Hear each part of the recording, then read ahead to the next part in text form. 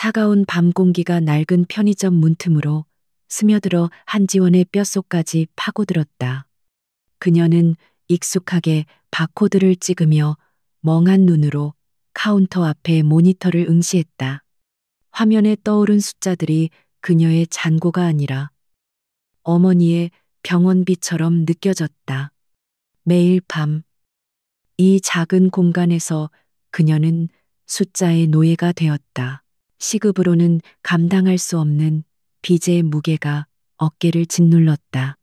낮에는 장학생 신분을 유지하기 위해 필사적으로 공부하고, 밤에는 이렇게 아르바이트를 하며 생계를 이었다. 그녀의 20살은 찬란함 대신 절망의 색으로 칠해져 있었다. 잠시 손님이 없는 틈을 타 지원은 가방에서 낡은 전공서적을 꺼내 들었다. 책의 내용은 눈에 들어오지 않았다. 머릿속은 온통 오늘 병원에서 받은 진료비 청구서로 가득 차 있었다. 의사는 수술이 시급하다고 했지만 그 수술비는 그녀가 평생을 일해도 만져볼 수 없는 거액이었다. 아버지는 오래전에 돌아가셨고 세상에 남은 유일한 가족인 어머니마저 잃을 수는 없었다. 어서 오세요. 딸랑거리는 문소리에 지원은 억지로 미소를 지으며 고개를 들었다. 들어온 손님은 값비싼 코트를 입은 중년 여성이었다. 그녀는 경멸적인 시선으로 편의점 내부를 훑어보더니 가장 비싼 와인 한 병을 집어들었다. 그 와인 한 병 값이 지원의 한 달 생활비보다 많았다. 세상은 이토록 불공평했다. 교대 시간이 되자 지원은 지친 몸을 이끌고 편의점을 나섰다. 싸늘한 새벽거리를 걸으며 그녀는 깊은 한숨을 내쉬었다. 희망이 보이지 않았다. 어둠이 짙게 깔린 골목길을 지날 때였다. 갑자기 나타난 검은 그림자들이 그녀의 앞을 막아섰다. 심장이 철렁 내려앉았다. 익숙한 얼굴들이었다. 우리 학생. 돈은 좀 구했나? 비릿한 웃음을 흘리며 다가오는 남자의 목소리에 온몸의 피가 차갑게 식었다. 사채업자들이었다. 병원비를 감당할 수 없어 급하게 빌린 돈이 눈덩이처럼 불어나 있었다. 지원은 뒷걸음질 치며 떨리는 목소리로 말했다. 조금만 시간을 더 주세요. 꼭 갚겠습니다. 시간 우리가 자선사업가인 줄 알아. 다른 남자가 그녀의 팔을 거칠게 붙잡았다. 뿌리치려 했지만 성인 남자의 힘을 당해낼 수는 없었다. 공포가 그녀를 집어삼켰다. 그들은 병원에 누워있는 어머니까지 들먹이며 그녀를 협박했다. 눈앞이 캄캄해졌다. 차라리 이 자리에서 죽는 게 낫겠다는 생각이 들었을 때였다. 어둠을 가르는 날카로운 헤드라이트 불빛과 함께 육중한 검은색 세단 한 대가 골목 입구에 멈춰섰다. 차에서 내린 말끔한 정장 차림의 남자가 사채업자들을 향해 차갑게 말했다. 그 손 놓으시죠. 그의 목소리에는 위압감이 서려 있었다. 사채업자들은 갑작스러운 상황에 당황했지만 이내 험악한 표정을 지으며 남자에게 욕설을 퍼부었다. 하지만 남자는 눈 하나 깜짝하지 않았다. 그는 품에서 두툼한 현금 봉투를 꺼내 그들 앞에 던졌다. 이걸로 부족하다면 내일 태양그룹 법무팀과 이야기하게 될 겁니다. 태양그룹이라는 말에 사채업자들의 얼굴이 하얗게 질렸다. 그들은 황급히 돈 봉투를 집어들고는 꽁무니를 빼며 사라졌다. 순식간에 골목에는 지원과 정장 차림의 남자, 그리고 그가 타고 온 고급 세단만이 남았다. 지원은 아직도 상황 파악이 되지 않아 멍하니 서 있었다. 남자는 지원에게 다가와 정중하게 고개를 숙였다. 한지원 양 되십니까? 저희 회장님께서 뵙고 싶어 하십니다. 그의 말투는 부드러웠지만 거절을 허락하지 않는 단호함이 배어 있었다. 지원은 자신이 왜 대한민국 재계서열 상위권에 있는 태양그룹과 얽히게 되었는지 도무지 알 수 없었다. 하지만 그녀에게는 선택권이 없었다. 방금 전에 공포스러운 상황을 겪은 뒤라 그녀는 남자를 따라 나서는 것 외에 다른 길을 생각할 수 없었다. 고급 세단의 문이 열리고 지원은 마치 다른 세계로 빨려 들어가는 듯한 기분으로 차에 올라탔다. 차 안은 너무나 조용하고 안락해서 방금 전까지 겪었던 일이 꿈처럼 느껴질 정도였다. 차는 서울의 야경을 가로질러 한적한 부촌에 위치한 거대한 저택으로 향했다. 철옹성처럼 높은 담장과 굳게 닫힌 철문을 지나자 잘 가꿔진 정원과 웅장한 본체가 모습을 드러냈다.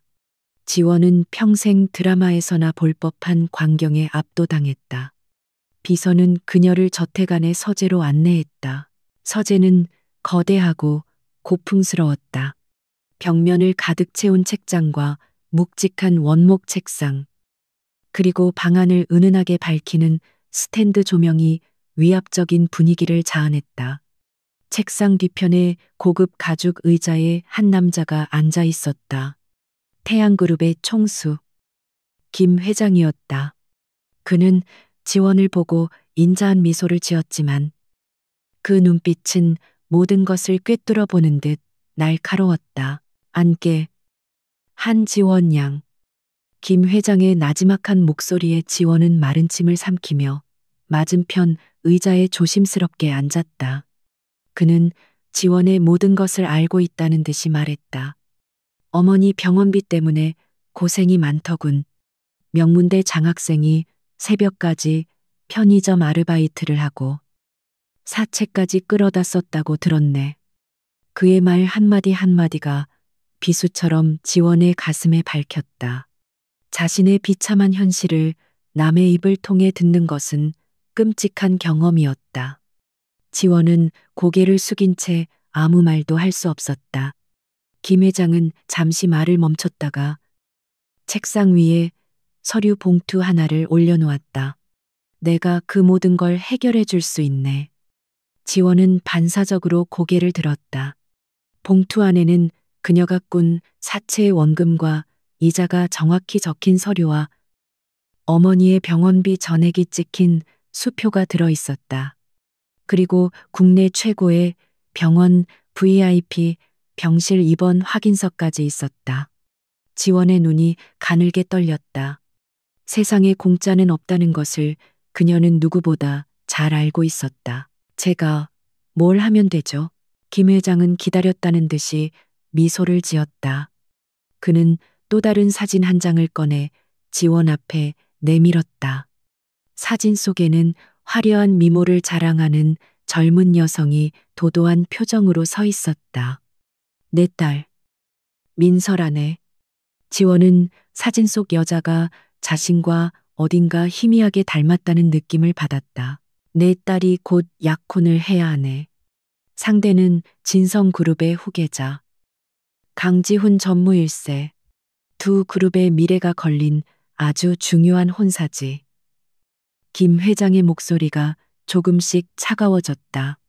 그런데 철없는 내 딸이 이 결혼을 완강히 거부하고 있네. 다른 놈이랑 눈이 맞아서 말이야. 그는 경멸이 가득한 표정으로 말을 이었다.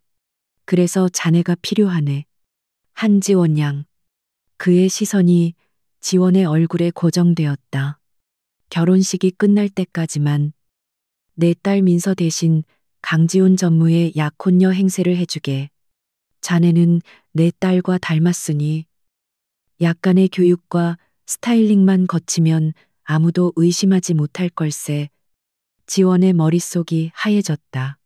다른 사람의 대역을 하라니. 그것도 재벌가의 결혼식에서.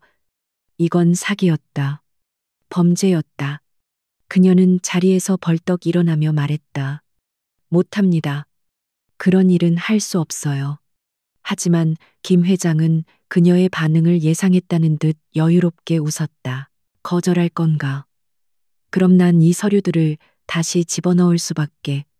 자네 어머니는 당장 병원에서 쫓겨나고 사채업자들은 다시 자네를 찾아가겠지. 이번에는 그들이 그냥 말로만 협박할 것 같나. 그의 목소리는 부드러웠지만 그 내용은 칼날보다 더 날카로운 협박이었다. 절망이 지원의 온몸을 덮쳤다. 이것은 제안이 아니었다. 선택의 여지가 없는 명령이었다. 어머니의 얼굴이 눈앞에 어른거렸다. 고통스럽게 병상에 누워있는 어머니를 떠올리자 그녀의 모든 저항은 모래성처럼 무너져 내렸다. 자신의 인생, 자신의 정체성, 그 모든 것보다 어머니를 살리는 것이 우선이었다. 지원 자리 주저앉으며 떨리는 입술 열었다. 그녀 눈물 흐르는 것을 막을 수 없었다. 자존심과 미래를 모두 팔아넘기는 순간이었다. 알겠습니다. 그녀의 목소리는 거의 들리지 않을 정도로 작게 갈라져 나왔다. 하겠습니다. 그 대답을 들은 김 회장의 얼굴에 마침내 만족스러운 미소가 떠올랐다. 그렇게 한지원의 삶은 송두리째 뒤바뀌기 시작했다. 그녀는 더 이상 가난한 대학생 한지원이 아니었다. 대한민국 상위 1% 재벌가인 태양그룹의 딸 김민서가 되어야 했다. 자신의 의지와는 상관없이 거대한 거짓과 욕망이 소용돌이치는 세계로 발을 들여놓게 된 것이다. 다음 날부터 지원은 저택의 별채에 머물며 혹독한 교육을 받기 시작했다. 그녀를 위한 전담팀이 꾸려졌다. 걸음걸이, 말투, 식사 예절부터 시작해서 김민서의 취향, 교우 관계, 사소한 버릇까지 모든 것을 암기하고 따라해야 했다. 그녀의 소박한 옷들은 모두 버려지고 방 안은 명품 옷과 가방, 구두로 가득 찼다. 매일 아침 지원은 거울 앞에 서서 자신을 지워나가는 연습을 했다. 거울 속의 모습은 점점 화려해졌지만 그 눈빛은 날이 갈수록 공허해졌다. 그녀는 이제 한지원이 아니었다. 그렇다고 완벽한 김민서가 될 수도 없었다. 그녀는 그저 이름 없는 유령, 껍데기뿐인 인형이 되어가고 있었다. 교육을 담당하는 실장은 그녀에게 강지훈에 대한 정보를 주었다. 진성그룹의 유일한 후계자, 냉철하고 빈틈없는 성격의 소유자로 비즈니스 세계에서는 얼음 왕자로 불린다고 했다. 감정을 드러내는 일이 거의 없으며 정략 결혼 역시 그룹의 이익을 위한 수단으로만 생각하는 인물이라고 했다. 지원에게는 차라리 다행이었다. 상대가 차가운 사람이라면 연기하기는 더 수월할 터였다. 감정적인 교류가 없다면 거짓말이 들킬 위험도 줄어들 것이다. 그녀는 그저 계약 기간이 끝날 때까지 정해진 역할만 완벽하게 수행하면 된다고 스스로를 다독였다. 어머니만 살릴 수 있다면 그 어떤 것도 감수할 수 있었다. 시간이 흘러 마침내 두 가문의 상견례 날이 다가왔다. 지원은 전문가들의 손에 의해 머리부터 발끝까지 완벽한 김민서로 변신했다. 수천만 원을 호가하는 드레스와 보석들이 그녀를 치장했다. 거울 앞에 선 자신의 모습이 너무나 낯설어서 지원은 어지러움을 느꼈다. 김 회장은 최종 점검을 하듯 그녀를 위아래로 훑어보며 만족스러운 표정을 지었다. 좋아. 이제 진짜 내 딸 같군. 명심해라. 오늘부터 넌 김민서다. 절대 실수해서는 안 돼. 내 어머니의 목숨이 내 입에 달려 있다는 걸 잊지 마. 그의 마지막 경고가 지원의 심장을 찔렀다. 약속 장소인 최고급 한정식 레스토랑의 프라이빗 룸으로 향하는 내내 지원의 손은 차갑게 식어 있었다. 심장이 미친 듯이 뛰었다. 수많은 카메라 플래시와 기자들을 뚫고 룸에 들어서는 순간 그녀는 숨을 멈췄다. 방 안에는 이미 진성그룹의 사람들이 앉아 있었다. 그리고 그 중앙에 한 남자가 앉아 있었다. 창가에 앉아 무심한 표정으로 바깥 풍경을 바라보던 그가 고개를 돌려 그녀를 바라봤다. 그 순간 지원의 세상이 멈췄다. 얼음처럼 차가운 표정, 날카로운 턱선, 깊이를 알 수 없는 눈동자. 그는 분명 재계에서 소문난 냉혈한 강지훈이었지만 지원에게는 아니었다. 그는 몇 년 전 폭우가 쏟아지던 날 비에 젖어 울고 있던 자신에게 말없이 우산을 씌워주고 떠났던 그 사람이었다. 이름도 나이도 모른 채 가슴에 품었던 첫사랑. 그녀가 가장 비참하고 힘들었던 순간에 한 줄기 빛처럼 다가왔던 그 사람이 바로 눈앞에 있었다. 자신의 거짓된 약혼자로 강지훈의 얼굴을 마주한 순간 한지원의 시간은 그대로 멈춰버렸다. 뇌가 사고를 정지하고 심장은 바닥으로 곤두박질 치는 것 같았다. 수많은 밤을 그리워하고 언젠가 다시 만날 수 있기를 간절히 바랐던 사람이었다. 하지만 이런 식의 재회는 단 한 번도 상상해 본 적이 없었다.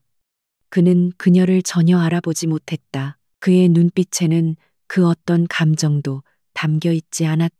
마치 처음 보는 낯선 사람, 혹은 처리해야 할 업무 서류를 보는 듯한 무감각한 시선이었다. 그 차가움이 비수가 되어 지원의 심장을 찔렀다. 그녀는 간신히 숨을 참으며 무너지려는 표정을 다잡았다. 지금 그녀는 한지원이 아니라 김민서였다. 처음 뵙겠습니다. 강지훈 전무님, 김민서입니다. 목소리가 떨리지 않도록 온 신경을 집중했다. 교육받은 대로 약간은 오만하고 무관심한 톤을 유지해야 했다. 그녀의 인사에 강지훈은 짧게 고개를 끄덕였을 뿐 별다른 말을 하지 않았다. 그 모습에 옆에 있던 김 회장이 불쾌한 기색을 내서 감추며 분위기를 띄웠다. 어색한 침묵 속에서 양가 어른들의 대화가 오갔다. 두 그룹의 합병과 앞으로의 사업 계획에 대한 이야기들이었다. 지원과 지우는 마치 값비싼 장식품처럼 그 자리에 앉아 있었다. 지원은 음식 맛을 전혀 느낄 수 없었다. 모든 감각이 오직 강지훈에게로만 향해 있었다. 상견례 며칠 전, 지원은 김 회장과 법적 구속력이 있는 정식 계약서에 서명했다. 비서가 내민 두꺼운 계약서는 그녀의 삶을 옥죄는 족쇄와도 같았다. 계약 기간 동안 그녀는 완벽한 김민서로 살아야 하며 정체를 들킬 경우 어머니의 치료비는 물론 태양그룹이 입은 손해까지 모두 배상해야 한다는 조항이 명시되어 있었다. 계약서의 마지막 장에 자신의 이름을 적으며 지원은 영혼을 파는 악마와 거래하는 기분이었다. 그녀는 자신의 모든 것을 포기하는 대가로 어머니의 생명을 얻었다. 그것으로 충분하다고 스스로를 위로하고 또 위로했다. 하지만 강지훈의 얼굴을 마주한 순간 그 다짐은 산산조각 나버렸다. 한편 진짜 김민서는 한가롭게 프랑스 파리의 명품 편집숍에서 쇼핑을 즐기고 있었다. 그녀는 전화를 받으며 짜증 섞인 목소리로 말했다. 아빠, 그 지루한 상견례는 잘 끝났어요. 내 대역은 실수 안 했대. 그녀의 옆에는 젊고 잘생긴 남자가 그녀의 쇼핑백을 들고서 있었다. 그녀가 결혼을 거부하면서까지 만나고 있는 비밀 연인이었다. 강지훈이라니. 생각만 해도 숨 막혀.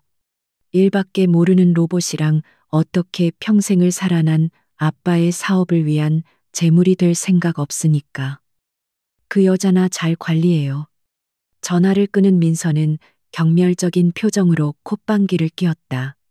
가난한 여학생 하나가 자신의 대역을 한다는 사실이 우스웠다.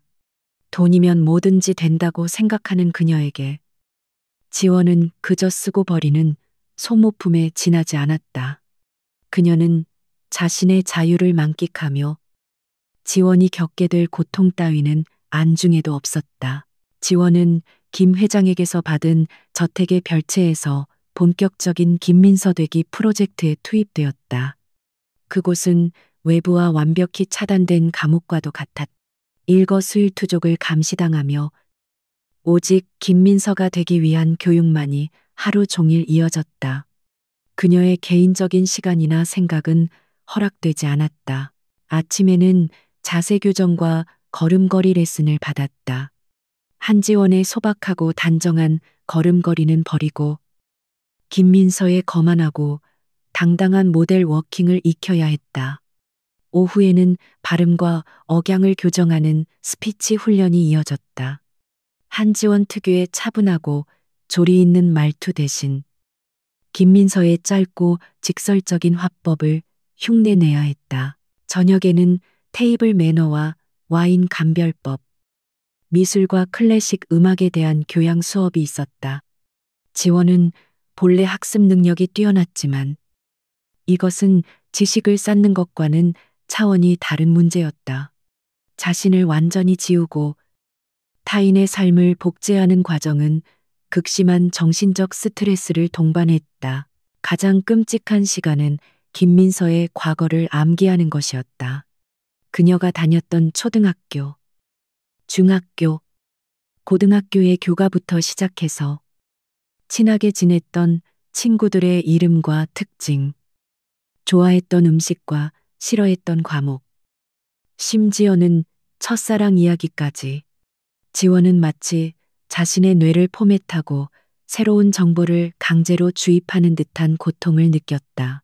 아니, 김민서는 피망을 싫어한다고 몇 번을 말합니까? 다시. 담당 실장의 날카로운 지적이 쉴 새 없이 쏟아졌다. 작은 실수 하나에도 불호령이 떨어졌다. 지원은 기계처럼 모든 것을 받아들이고 외웠다. 그녀가 버틸 수 있었던 유일한 이유는 매일 저녁 비서가 가져다주는 어머니의 영상통화 덕분이었다. 최신 의료 장비가 갖춰진 VIP 병실에서 전보다 훨씬 편안해 보이는 어머니의 얼굴을 볼 때면 그녀는 이 모든 고통을 견뎌낼 힘을 얻었다. 다시 현재의 상견례 자리, 디저트가 나올 무렵 강지훈이 처음으로 지원에게 직접 말을 걸었다. 듣자 하니 얼마 전 파리에서 열린 VA 미술관 특별전을 다녀왔다고. 그의 목소리는 감정 없이 건조했지만 그 질문은 날카로운 시험대와 같았다. 지원은 순간 숨을 멈췄다. 김민서의 최근 동선에 대해 교육받은 내용이었다. 네, 아주 인상 깊었어요. 특히 로코코 시대 화가들의 작품들이요. 지원은 애써 태어난 척하며 암기한 내용을 바탕으로 대답했다. 그녀는 심장이 터질 것 같았지만 겉으로는 지루한 표정을 유지하며 하품을 하는 신용까지 했다. 강지우는 더 이상 질문하지 않았다. 그는 그저 알 수 없는 눈빛으로 지원을 잠시 응시하다가 다시 창밖으로 시선을 돌렸다. 그 짧은 순간 지원은 자신이 발가벗겨진 채 그의 앞에 서 있는 듯한 기분이 들었다. 그는 분명 무언가 위화감을 느꼈을 것이다.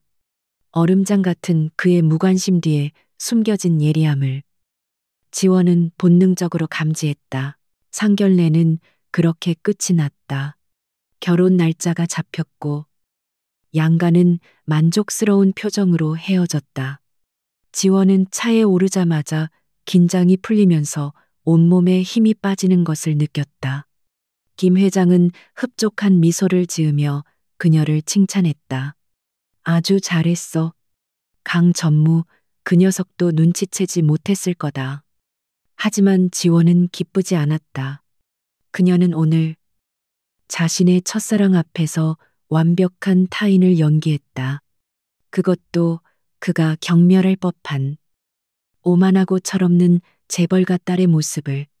차라리 그가 자신을 영원히 알아보지 못하는 편이 나을지도 모른다는 자조적인 생각이 들었다. 저택으로 돌아온 지원은 자신의 방에 들어서자마자 문을 잠그고 그대로 주저앉았다. 화려한 드레스와 보석들이 거추장스럽게 느껴졌다. 그녀는 억지로 눈물을 참았다. 올 자격조차 없다고 생각했다. 이것은 자신이 선택한 길이었다. 어머니를 위한 유일한 길이었다. 침대 옆 테이블에 놓인 태블릿 PC 화면에 세기의 약혼이라는 제목으로 그녀와 강지훈의 사진이 담긴 인터넷 기사가 떠 있었다.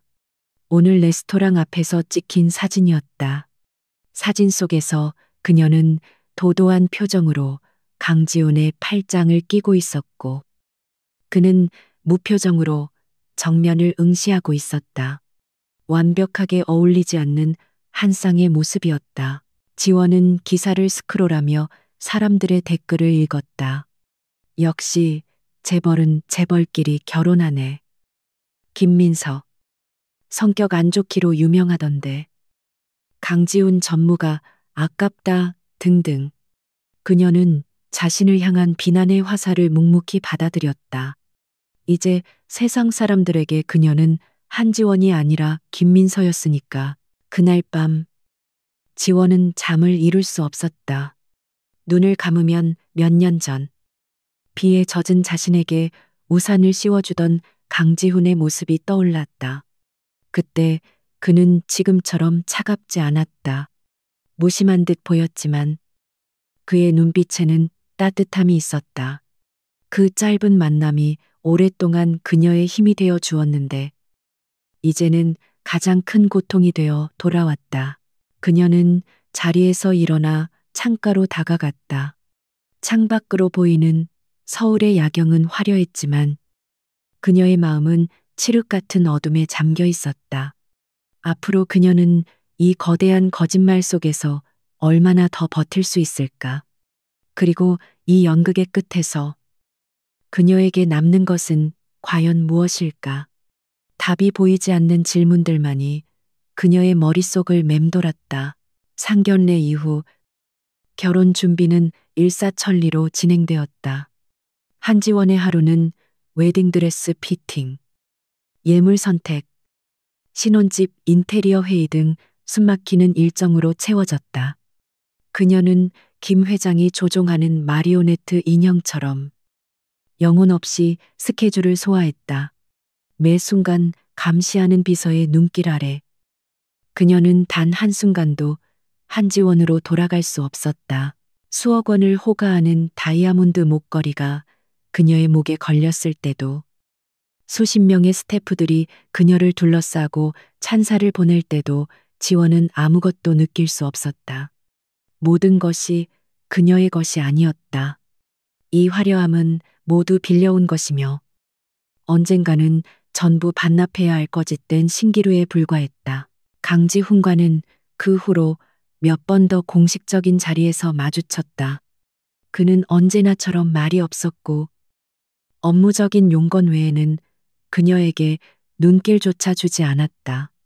그는 이 결혼을 철저히 비즈니스로 여기고 있었다. 지원 역시 그것이 편했다. 그와 가까워질수록 그녀의 거짓말은 더욱 위태로워질 테니까. 하지만 마음속 깊은 곳에서는 서늘한 아픔이 번져갔다. 자신의 첫사랑이 바로 눈앞에 있는데도 아는 척조차 할 수 없다는 현실. 오히려 그에게 경멸받을 만한 모습만을 연기해야 한다는 사실이 그녀를 괴롭혔다. 때때로 그의 무심한 시선이 자신을 스쳐갈 때면 심장이 얼어붙는 것 같았다. 그러던 어느 날 오후 지원에게 잠시 동안의 자유가 주어졌다. 다음 일정까지 2시간의 공백이 생긴 것이다. 담당 비서가 급한 용무로 잠시 자리를 비운 틈을 타 지원은 충동적으로 저택을 빠져나왔다. 경호원들의 눈을 피하기 위해 일부러 수수한 옷으로 갈아입고 뒷문으로 몰래 나섰다. 어디로 가야 할지 목적지는 없었다. 그저 잠시라도 김민서의 삶에서 벗어나고 싶었다. 발길이 닿는 대로 걷던 그녀는 어느새 낡은 서점들이 모여있는 골목에 다다랐다. 예전의 한지원이라면 방앗간을 그냥 지나치지 못했을 장소였다. 그녀는 홀린 듯이 한 서점 안으로 들어섰다. 오래된 책 냄새가 코끝을 스치자 긴장으로 굳어있던 몸이 조금은 편안해지는 것 같았다. 서점 안은 조용했고 몇몇 사람들이 조용히 책을 읽고 있었다. 지원은 주변을 의식하지 않은 채 인문학 서가 쪽으로 향했다. 그곳은 그녀가 가장 좋아했던 공간이었다. 그녀는 익숙하게 책들을 훑어보다가 한 철학자의 에세이집을 꺼내들었다. 대학 시절 이 책을 읽으며 밤을 새웠던 기억이 떠올랐다. 책장을 넘기는 손길이 가늘게 떨렸다. 잠시나마 가난했지만 열정적이었던 본래의 자신으로 돌아간 기분이었다. 지원은 시간 가는 줄 모르고 책에 빠져들었다. 얼마나 지났을까? 인기척을 느끼고 무심코 고개를 들었을 때 지원은 자신의 눈을 의심했다. 서가 반대편에서 책을 고르고 있는 한 남자. 너무나도 익숙한 옆모습. 바로 강지훈이었다. 심장이 쿵 하고 내려앉았다. 이런 곳에서 그를 마주치게 될 줄은 꿈에도 몰랐다.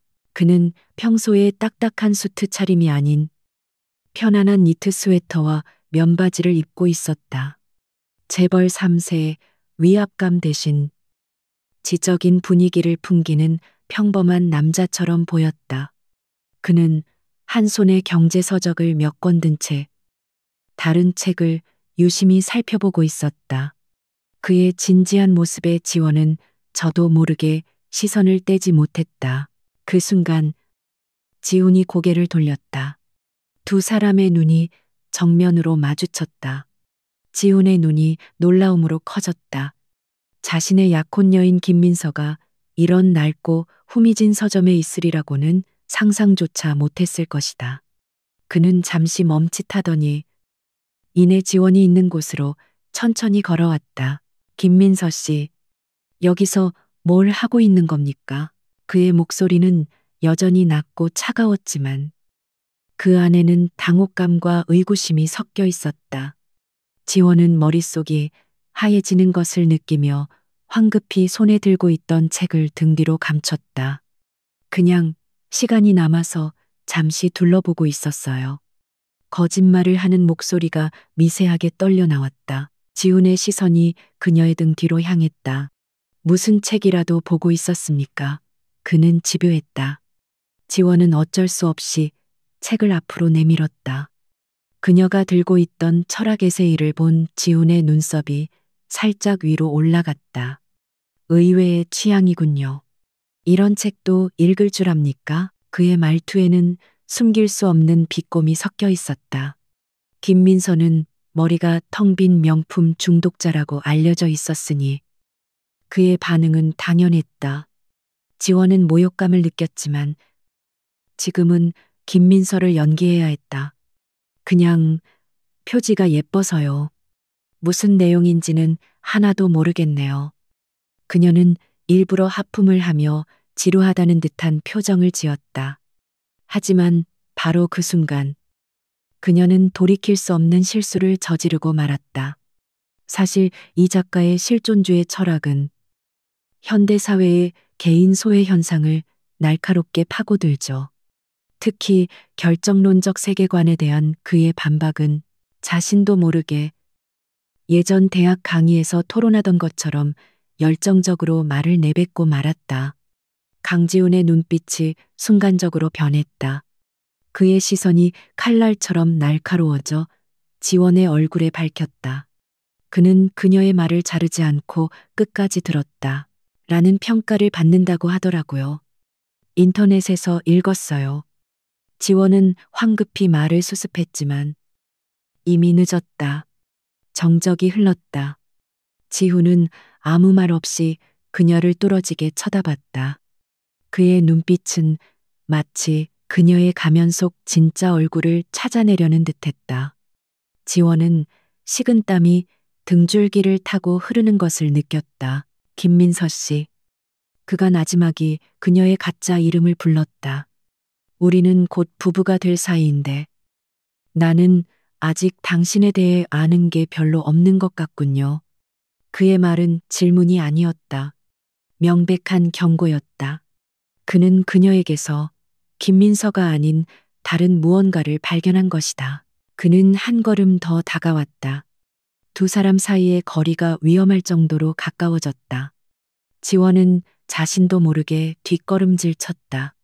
당신, 혹시 그가 무언가 더 말하려는 순간이었다.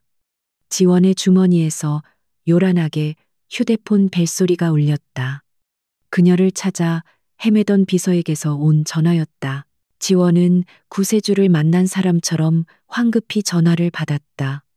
아, 네. 실장님, 지금 바로 갈게요. 그녀는 전화를 끊고 지훈을 향해 억지 미소를 지었다. 그럼 먼저 가볼게요. 결혼식장에서 봬요. 그녀는 도망치듯 서점을 빠져나왔다. 서점 문을 나서자마자 지원은 그대로 벽에 기대어 주저앉았다. 심장이 격렬하게 뛰어서 숨을 쉴 수조차 없었다. 하마터면 모든 것을 들킬 뻔했다. 잠깐의 자유를 얻으려다 모든 것을 망칠 뻔한 것이다. 그녀는 자신의 어리석음을 자책하며 가쁜 숨을 몰아쉬었다. 한편 서점 안에 남겨진 강지우는 지원이 사라진 자리를 한동안 멍하니 바라봤다. 그의 머릿속은 복잡하게 얽혀 있었다. 방금 전 그녀가 보여준 모습은 그가 알고 있던 김민서와는 180도 다른 사람이었다. 책에 대해 열정적으로 말하던 지적인 눈빛, 당황하며 말을 수습하던 불안한 모습까지 그는 지원이 놓고 간 철학책을 집어들었다. 책갈피가 꽂혀 있는 페이지에는 그녀가 인상 깊게 읽었는지 희미하게 밑줄이 그어져 있었다. 그는 그 밑줄을 손가락으로 천천히 쓸어보았다.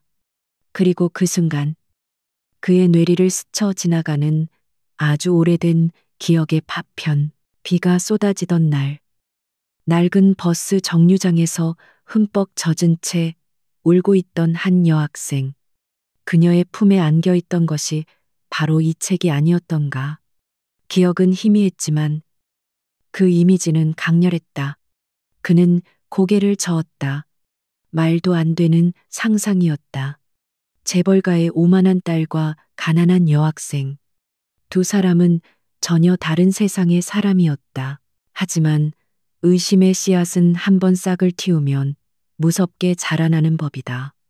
강지훈은 그날 이후로 자신의 약혼녀 김민서를 다른 눈으로 보기 시작했다.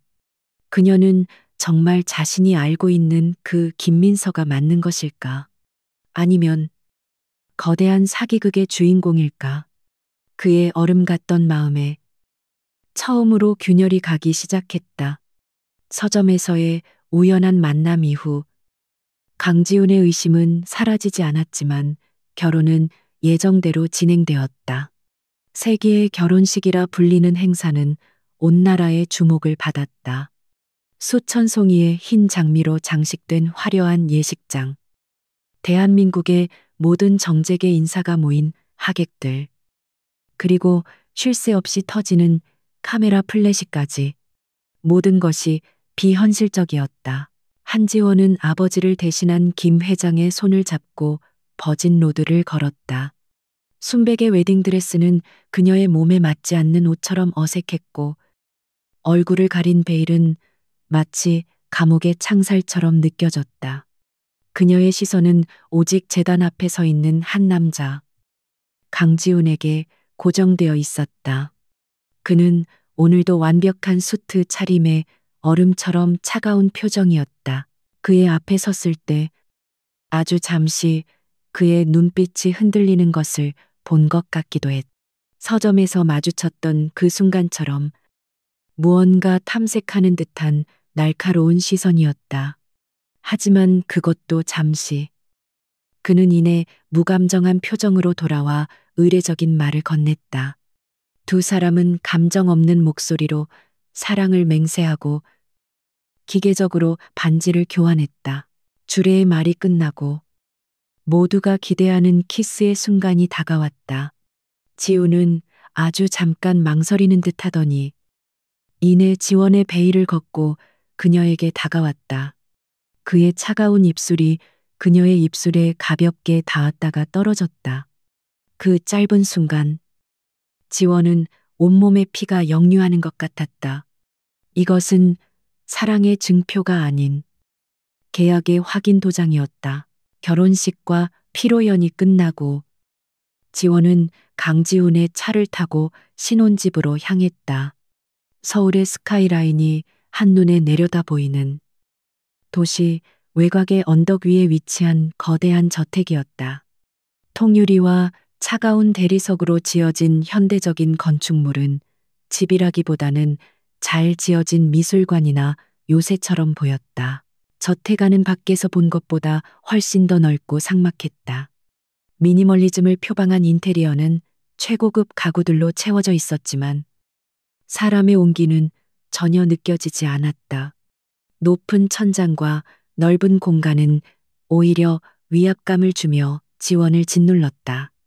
이곳이 앞으로 그녀가 살아가야 할 황금 감옥이었다. 가정부들이 두 사람의 짐을 옮기는 동안 지우는 지원을 2층으로 안내했다. 긴 복도를 사이에 두고 두 개의 문이 마주 보고 있었다. 그는 한쪽 문을 열어주며 말했다. 여기가 당신이 쓸 방입니다. 방은 웬만한 아파트 거실만큼 넓었고 화려한 가구와 드레스룸까지 완벽하게 갖춰져 있었다. 그리고 그는 맞은편 방문을 가리켰다. 저쪽은 내 서재와 침실입니다. 서로의 사적인 공간은 존중하도록 하죠. 그의 목소리에는 어떤 감정도 실려 있지 않았다. 대외적으로 우리는 완벽한 부부여야 합니다. 하지만 사적으로는 서로의 삶에 간섭하지 않았으면 합니다. 이건 결혼 이전에 두 그룹 간의 계약이니까요. 그의 말은 지원이 예상했던 바이지만 직접 들은 이 심장이 차갑게 식는 것 같았다. 그는 그녀에게 아내로서의 그 어떤 역할도 기대하지 않았다. 그저 진성그룹의 안주인이라는 직책을 수행할 비즈니스 파트너가 필요했을 뿐이었다. 지원은 말없이 고개를 끄덕였다. 그것이 그녀가 할 수 있는 유일한 대답이었다. 그날 밤 지원은 거대한 침대 위에 홀로 누워 뜬 눈으로 밤을 새웠다. 불과 몇 달 전만 해도 좁은 자취방에서 어머니 걱정에 잠 못 이루던 자신과 지금 이 화려한 감옥에 갇힌 자신 사이에 괴리감이 그녀를 혼란스럽게 했다. 복도 건너편에서 느껴지는 그의 인기척이 그녀의 외로움을 더욱 사무치게 만들었다. 다음 날부터 지원의 새로운 삶이 시작되었다. 아침에 눈을 뜨면 가정부가 들어와 그날의 의상을 준비해 주었다. 영양사가 완벽하게 계산한 아침 식사가 차려졌지만 지우는 신문에서 눈을 떼지 않은 채 기계적으로 식사를 할 뿐이었다. 두 사람 사이에는 어떤 대화도 오가지 않았다. 그가 출근하고 나면 거대한 저택에는 지원 혼자만 남겨졌다. 그녀는 정처 없이 집안을 돌아다녔다. 수영장, 홈짐, 영화관까지 모든 시설이 갖춰져 있었지만 그 어느 것도 그녀에게 위안을 주지 못했다. 서재에는 수많은 책들이 꽂혀 있었지만 대부분은 펼쳐본 흔적도 없는 장식용이었다. 그녀는 가끔 창밖을 보며 멍하니 시간을 보냈다. 창밖으로 보이는 세상은 너무나 평화로워 보였다. 하지만 그녀는 그 세상과 단절된 채 이 투명한 유리 감옥 안에 갇혀 있었다. 가끔 걸려오는 어머니의 전화를 받을 때만이 그녀가 유일하게 진심으로 웃을 수 있는 순간이었다. 어머니는 새로 옮긴 병원 시설에 매우 만족하며 자신의 딸이 좋은 곳으로 시집가서 행복하게 지낸다고 굳게 믿고 있었다. 지원은 차마 진실을 말할 수 없었다. 그녀는 목소리를 가다듬고 밝은 척 연기하며 어머니를 안심시켰다. 전화를 끊고 나면 언제나 더 깊은 공허함이 밀려왔다. 며칠 후 지원은 진성그룹의 며느리로서 첫 공식 행사에 참석해야 했다. 재벌가 부인들이 모이는 자선 바자회였다. 그녀는 김민서처럼 보이기 위해 일부러 더 도도하고 차가운 표정을 지었다. 다른 부인들은 그녀에게 다가와 아낌없는 찬사를 보냈지만 그 눈빛 뒤에는 시기와 질투, 그리고 호기심이 가득했다. 그곳에서 지원은 자신이 철저히 이방인이라는 것을 다시 한번 깨달았다. 그들의 대화 주제는 온통 명품 신상이나 부동산 정보, 자식들의 조기 유학 같은 것들이었다. 지원이 살아왔던 세상과는 너무나도 다른 이야기들이었다. 그녀는 그저 적당히 미소를 지으며 고개를 끄덕일 뿐이었다. 바자회가 끝나고 집으로 돌아오는 길. 차 안에서 지원은 우연히 창밖으로 허름한 분식집을 보았다. 학생들이 옹기종기 모여 떡볶이를 먹으며 웃고 떠드는 모습이었다.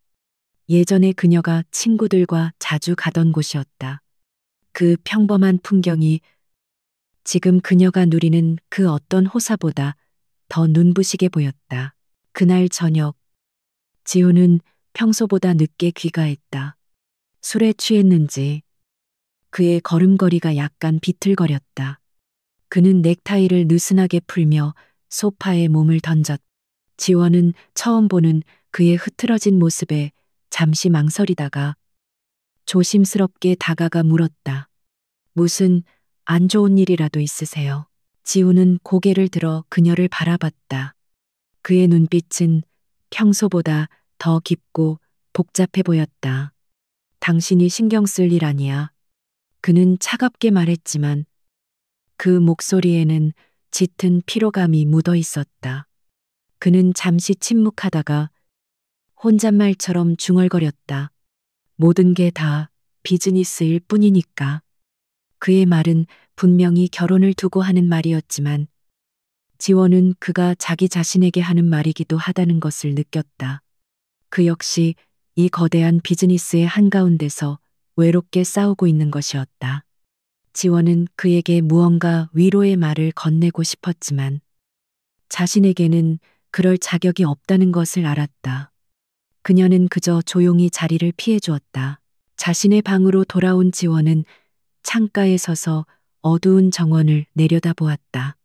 오늘 밤 그녀는 강지훈이라는 남자의 또 다른 모습을 보았다. 완벽해 보이는 그에게도 남모를 고독과 상처가 있다는 것을 그를 향한 연민과 사랑이 걷잡을 수 없이 커져갔다. 하지만 그 감정이 깊어질수록 그녀의 거짓된 삶은 더욱 고통스러워졌다. 그녀는 차가운 유리창에 비친 자신의 모습을 바라보았다. 화려한 옷을 입고 값비싼 보석을 걸친 완벽한 재벌가의 며느리. 하지만 그 속은 텅 비어버린 껍데기뿐이었다. 그녀는 이 황금 감옥 안에서 과연 언제까지 버틸 수 있을까? 끝이 보이지 않는 연극의 막은 이제 겨우 시작되었을 뿐이었다. 결혼 생활이 며칠 이어지면서 강지우는 자신의 아내에게서 위화감을 느끼기 시작했다.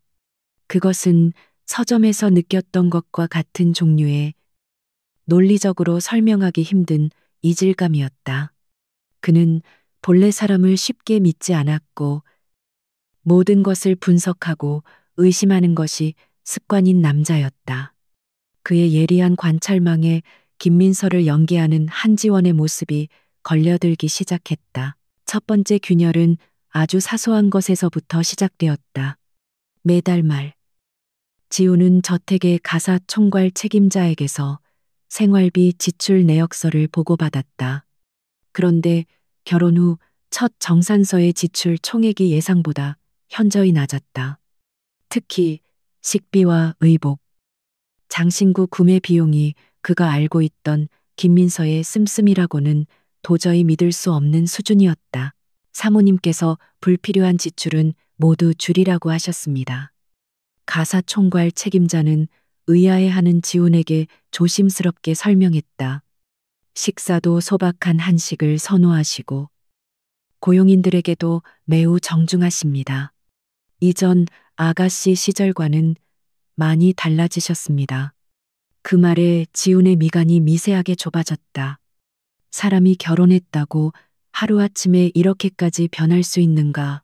그날 이후 지훈은 의식적으로 지원을 관찰하기 시작했다. 그녀는 정말 변한 것일까?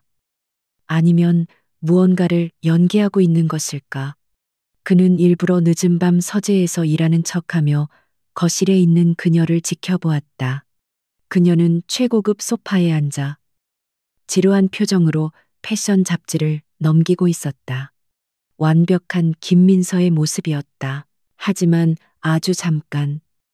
그녀가 주변에 아무도 없다고 생각했을 때 그녀는 잡지를 내려놓고 품에서 작은 책 한 권을 꺼내들었다. 표지가 달아빠진 낡은 시집이었다. 그녀는 그 시집을 소중하게 넘기며 깊은 생각에 잠긴 듯한 표정을 지었다. 그 순간 그녀의 얼굴에서는 김민서 특유의 오만함이나 지루함은 찾아볼 수 없었다. 지적인 호기심과 깊은 고뇌에 잠긴 듯한 그 모습. 그것은 서점에서 보았던 바로 그 얼굴이었다. 지훈이 일부러 헛기침을 하자 그녀는 화들짝 놀라며 시집을 쿠션 뒤로 황급히 숨겼다. 그리고는 언제 그랬냐는 듯이 다시 지루한 표정으로 하품을 했다. 너무나 부자연스러운 행동이었다. 며칠 뒤 지훈은 그녀를 시험해 보기로 마음먹었다. 그는 지원에게 VVIP들만 출입하는 명품 편집숍에 가자고 제안했다. 그곳은 진짜 김민서가 가장 좋아하던 장소 중 하나였다. 결혼 선물로 뭐든 하나 사주지. 마음에 드는 걸로 골라봐.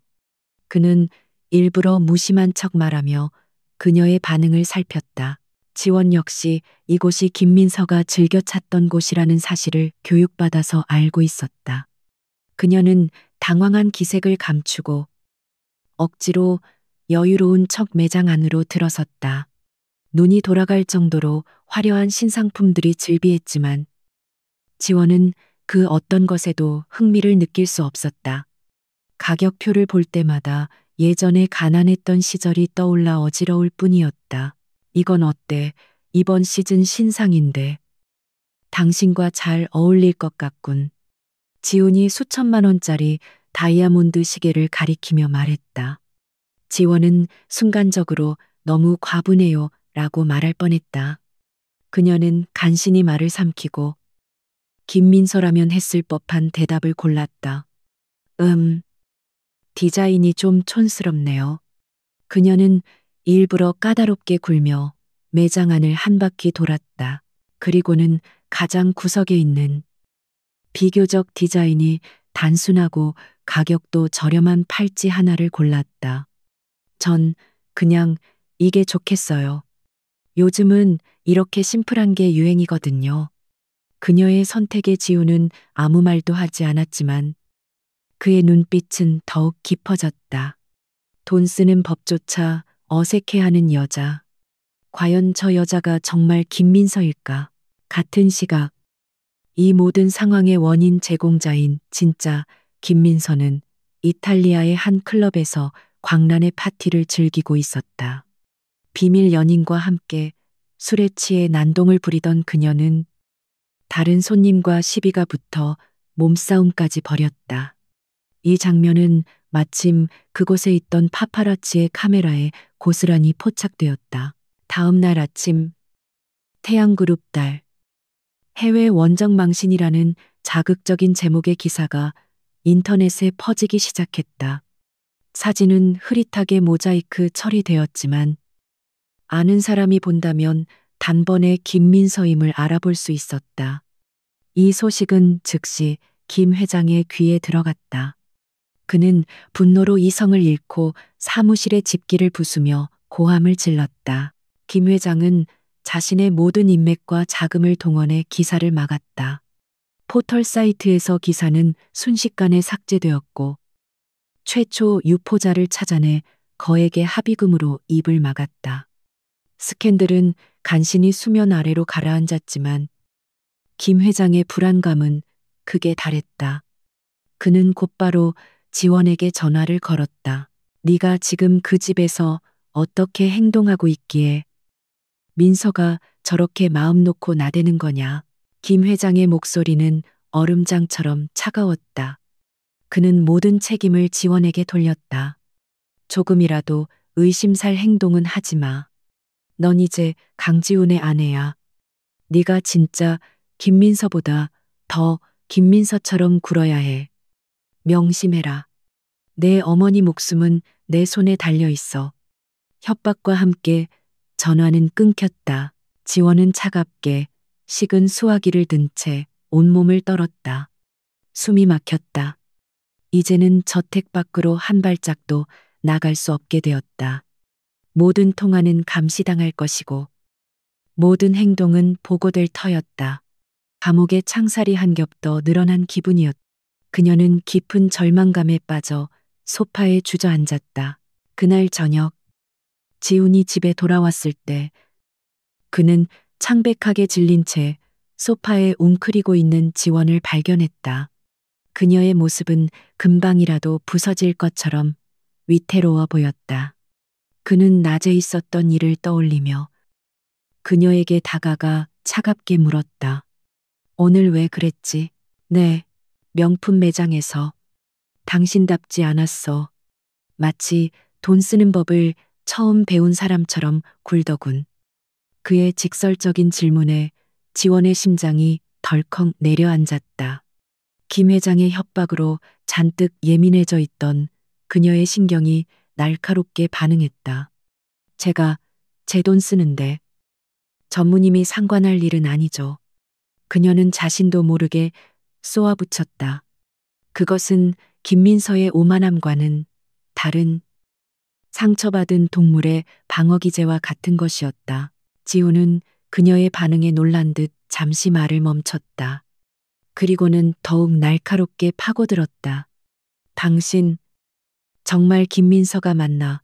그의 시선이 그녀의 눈동자를 정면으로 꿰뚫었다. 순간 지원의 머릿속이 새하얘졌다. 모든 것이 끝났다고 생각했다. 하지만 그녀는 무너지지 않았다. 위기의 순간, 오히려 그녀 안에 한지원이 깨어났다. 그녀는 자리에서 일어나 그를 똑바로 마주 보았다. 그럼 제가 김민서가 아니면 누구겠어요?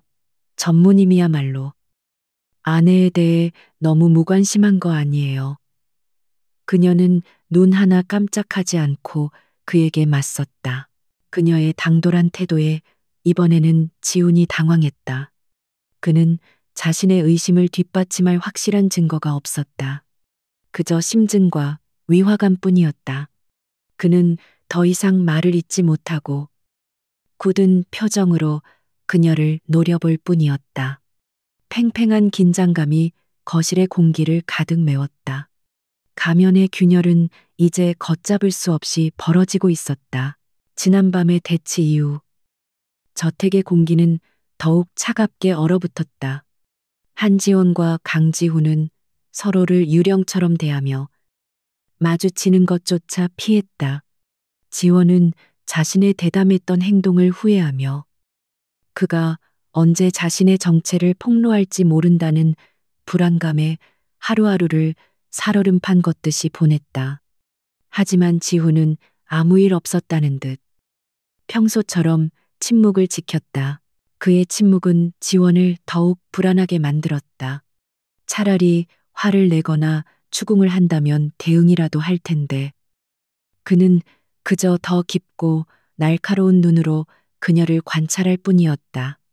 마치 사냥감을 지켜보는 맹수처럼 그녀의 모든 행동, 모든 말 한마디를 분석하고 있었다. 지원은 그의 시선 아래 서서히 질식해가는 기분이었다. 사건은 며칠 뒤 아주 우연한 계기로 일어났다. 그날 밤 지훈은 중요한 프로젝트 때문에 서재에서 밤을 새우고 있었다. 새벽녘에 잠시 잠이 들었다 깬 그는 엉망이 된 서재를 보고 미간을 찌푸렸다. 밤새 씨름한 서류와 전문 서적들이 책상과 바닥에 어지럽게 널려 있었다.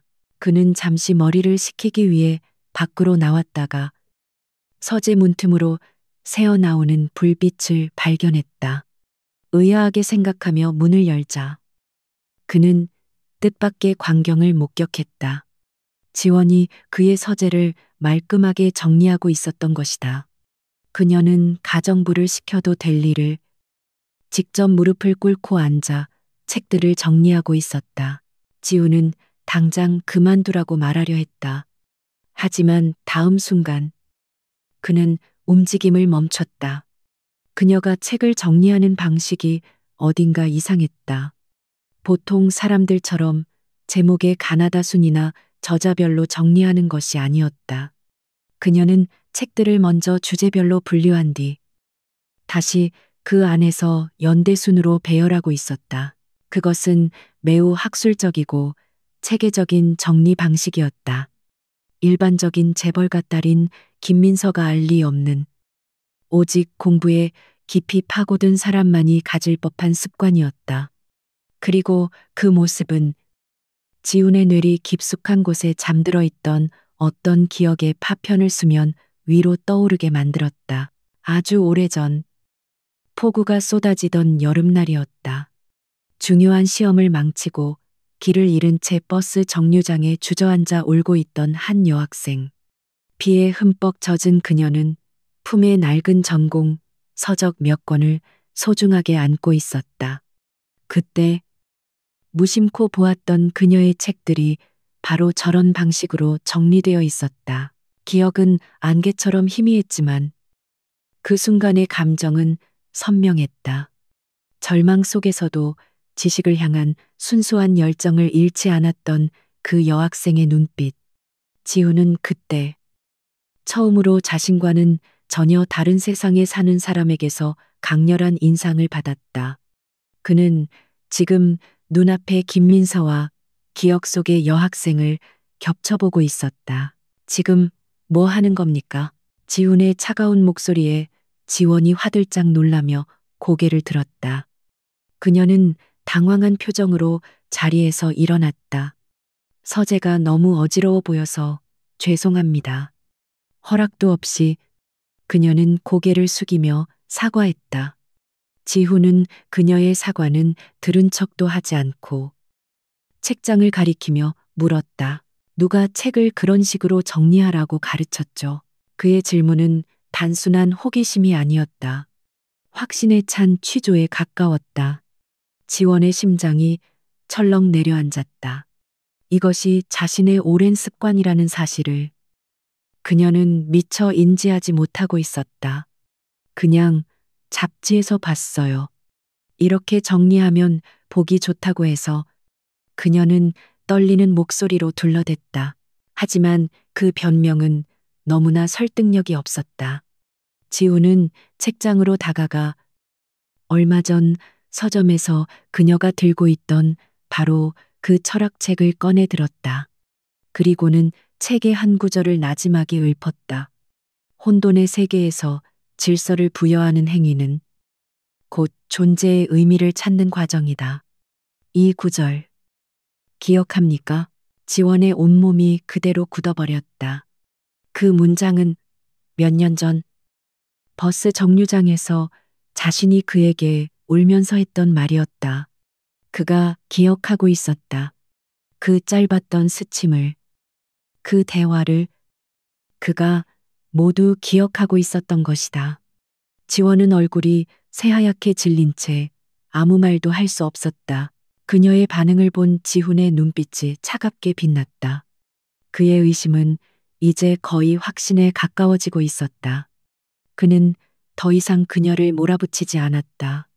대신 그는 전혀 다른 질문을 던졌다. 어릴 때 다녔던 초등학교 교가 한번 불러보시죠. 김민서 씨. 그것은 너무나도 갑작스럽고 생뚱맞은 질문이었다. 지원은 교육받은 내용을 떠올리려 애썼지만 극도의 긴장감 속에서 머릿속은 하얗게 비어버렸다. 김민서가 다녔던 화려한 사립초등학교의 교가 분명 수십 번도 더 외웠는데 단 한 소절도 생각나지 않았다. 기억이 잘 나지 않네요. 너무 오래전 일이라서. 지원은 간신히 대답했다. 그녀의 이마에는 식은땀이 송골송골 맺혀 있었다. 지훈은 그런 그녀를 보며 알 수 없는 미소를 지었다. 그것은 비웃음도 조롱도 아니었다. 마치 모든 퍼즐이 맞춰졌다는 것을 확인한 사람의 차갑고 만족스러운 미소였다. 그는 더 이상 아무 말도 하지 않고 자신의 책상으로 돌아가 앉았다. 지원은 그 자리에 서서 잠시 그를 바라보다가 조용히 서재를 빠져나왔다. 문이 닫히는 순간 그녀는 다리에 힘이 풀려 그대로 주저앉을 뻔했다. 모든 것이 끝났다고 생각했다. 그는 이미 모든 것을 알고 있는지도 모른다. 서재에 홀로 남은 지훈은 깊은 생각에 잠겼다. 책을 정리하던 습관, 철학책의 구절, 그리고 교과를 기억하지 못하는 모습까지 모든 조각들이 하나의 그림을 가리키고 있었다. 자신의 아내는 김민서가 아니다. 그녀는 정교하게 훈련된 가짜였다. 그렇다면 진짜 김민서는 어디에 있는가? 그리고 저 여자는 도대체 누구인가? 태양그룹은 왜 이런 위험한 사기극을 벌인 것일까? 수많은 질문들이 그의 머릿속을 맴돌았다. 하지만 한 가지는 확실했다. 이 결혼은 처음부터 진성그룹을 상대로 한 거대한 기만이었다. 그는 즉시 전화기를 들었다. 자신의 수족처럼 부리는 그룹 내 정보팀의 팀장이었다.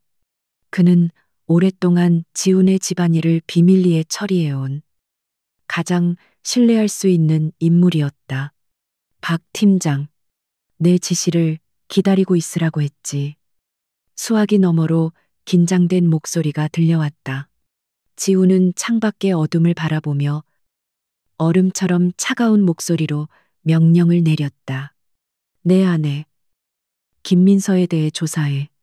공식적인 기록 말고 태어나서부터 지금까지의 모든 행적을 샅샅이 뒤져. 출입국 기록, 카드 사용 내역, 통화 기록까지 내가 모르는 무언가가 있을 거다. 그는 잠시 말을 멈췄다가 더욱 낮은 목소리로 덧붙였다. 그리고 한 가지 더. 몇 년 전 한국대학교 철학과에 다녔던 가난한 여학생이 한 명 있었을 거야. 이름은 모른다. 그녀에 대해서도 알아봐. 아주 사소한 정보라도 좋으니까.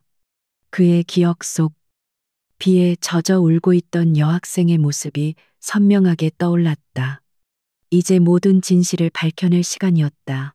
강지훈의 지시가 떨어진 후 그의 정보팀은 끈질기고 은밀하게 움직였다. 며칠 밤낮으로 이어진 조사 끝에 마침내 모든 진실을 담은 보고서가 그의 책상 위에 올라왔다.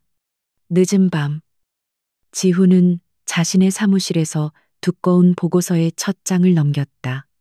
창밖의 도시 야경이 그의 차가운 얼굴을 비추고 있었다. 보고서의 첫 부분은 진짜 김민서에 대한 것이었다. 그녀의 출입국 기록은 약혼 발표와 결혼식 기간 동안 한국에 없었다는 사실을 증명했다. 신용카드 사용 내역은 그녀가 파리와 밀라노, 뉴욕을 오가며 비밀 연인과 함께 호화로운 생활을 즐겼다는 것을 보여주었다. 첨부된 파파라치 사진들은 그녀의 문란한 사생활을 남김없이 담고 있었다. 지훈의 표정은 변하지 않았다. 그는 이미 예상했던 바였다. 그는 담담하게 다음 장을 넘겼다. 보고서의 두 번째 부분. 그것이 바로 그가 찾고 있던 진실의 핵심이었다. 한지원이라는 이름과 함께 낯익은 얼굴에 증명사진이 붙어 있었다.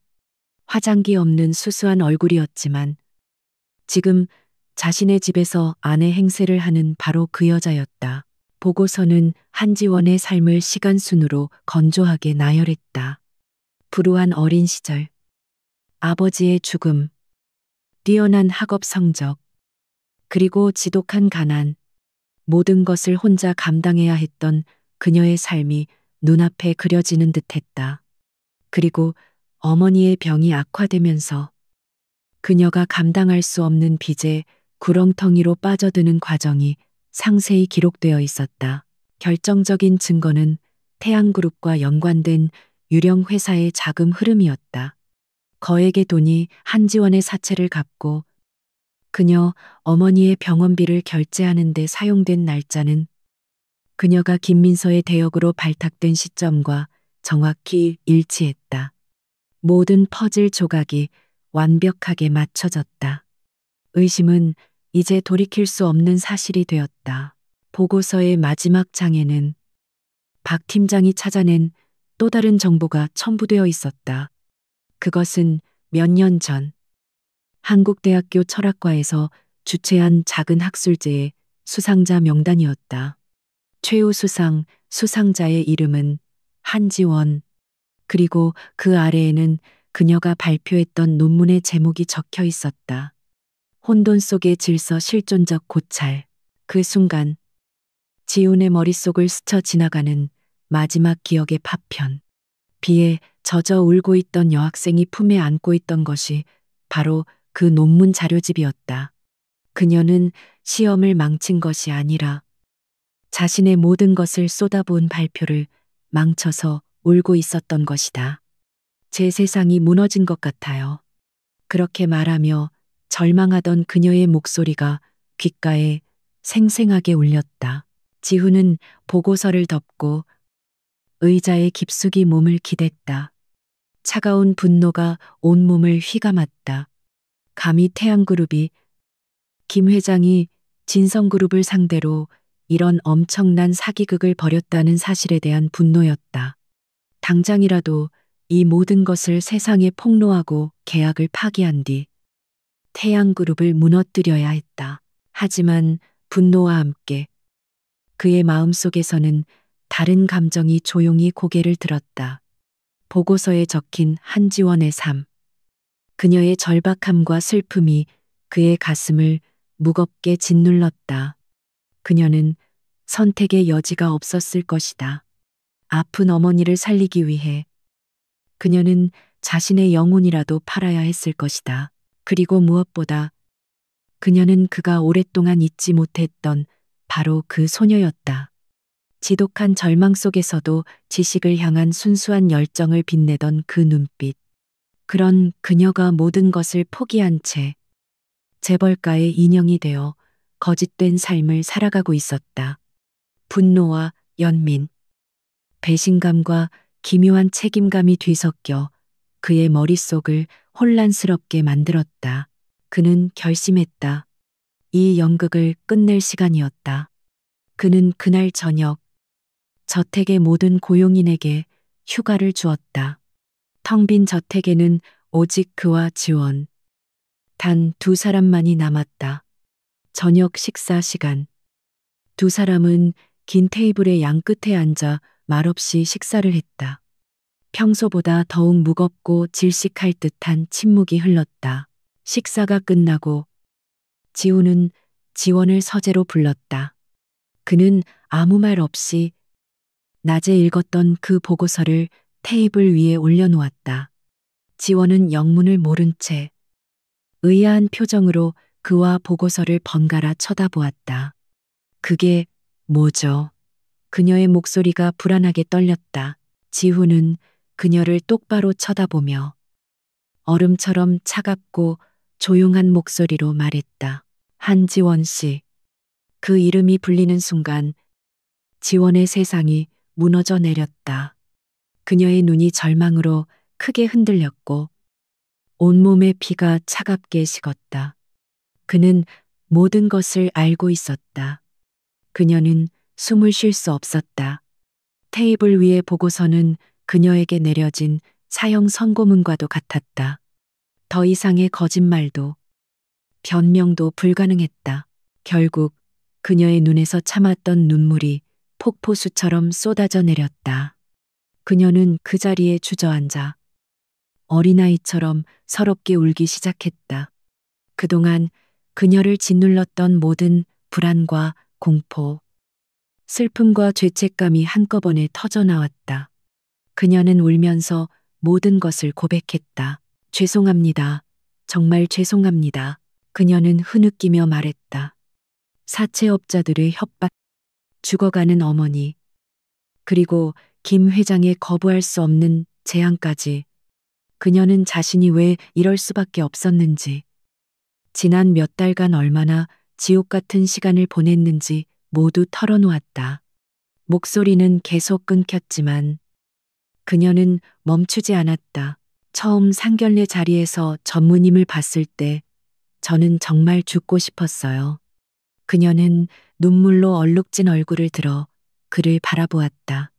전무님은 제 첫사랑이었으니까요. 비 오던 날, 저에게 우산을 씌워주셨던 그 순간부터 저는 단 한 번도 잊은 적이 없었어요. 그런 분을 이런 모습으로 다시 만나게 될 줄은. 그녀의 마지막 고백은 지훈의 심장을 날카롭게 찔렀다. 그는 그녀가 자신을 기억하고 있을 거라고는, 그리고 그 만남이 그녀에게 그런 의미였을 거라고는 상상조차 하지 못했다. 그는 그녀가 자신을 일방적으로 속였다고 생각했지만 그녀 역시 그에게 진실을 말하지 못하는 고통 속에서 괴로워하고 있었던 것이다. 한참 동안 지원의 울음소리만이 서재를 가득 채웠다. 지우는 아무 말 없이 무너져 내린 그녀를 그저 바라보고 있었다. 그의 머릿속은 그 어느 때보다 복잡했다. 진성그룹의 후계자로서 그는 그녀를 단죄하고 이 사기극을 주도한 태양그룹에 복수해야 했다. 하지만 한 여자, 한 지원을 바라보는 한 남자로서 그의 마음은 흔들리고 있었다. 그녀의 눈물은 거짓이 아니었다. 그녀는 가해자인 동시에 이 거대한 욕망의 희생자이기도 했다. 진실은 모두 밝혀졌다. 하지만 이제 그는 무엇을 해야 하는가? 그녀를 파멸시킬 것인가? 아니면 구원할 것인가? 선택의 기로에서 그의 시간은 멈춰버렸다. 한지원의 절규와도 같은 고백이 끝난 후 서재에는 무거운 침묵만이 남았다.